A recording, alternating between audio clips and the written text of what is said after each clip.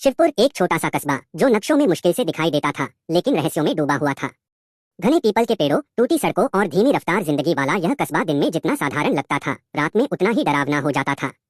खासकर कस्बे के बाहर स्थित पुरानी हवेली, जिसे लोग सिर्फ राय साहब की हवेली कहते थे। उस हवेली के बारे में एक ही बात मशहूर थी, हर अमावस्या की रात वहां नीली रोशनी दिखाई देती है। कोई नहीं जानता था कि वह रोशनी क्या थी, क्यों जलती थी और किसके लिए। एक वापसी। अदिति करीब 10 साल बाद शिवपुर लौटी थी। शहर की तेज जिंदगी से थकी हुई वह कुछ समय सुकून के लिए यहाँ आई थी। बचपन में वह इसी कस्बे में पली भी थी, लेकिन एक घटना के बाद उसके माता पिता ने शिवपुर छोड़ दिया था। उस घटना की यादें धुंधली थीं, मगर डर अब भी जिंदा था। बस स्टैंड पर उतरते ही उसने वही पुरानी हवा महसूस की, मिट्टी, नमी और किसी अनकहे डर की। तुम अदिति हो न? पीछे से आवाज आई। वह पलटी। सामने रामदीन काका खड़े थे, सफेद दाढ़ी, झुकी कमर, लेकिन आंखों में वही पुराना तेज। काका, आप अब भी यही हैं?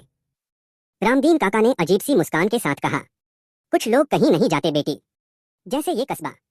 2 हवेली की चर्चा। शाम को अदिति अपने पुराने घर में बैठी थी।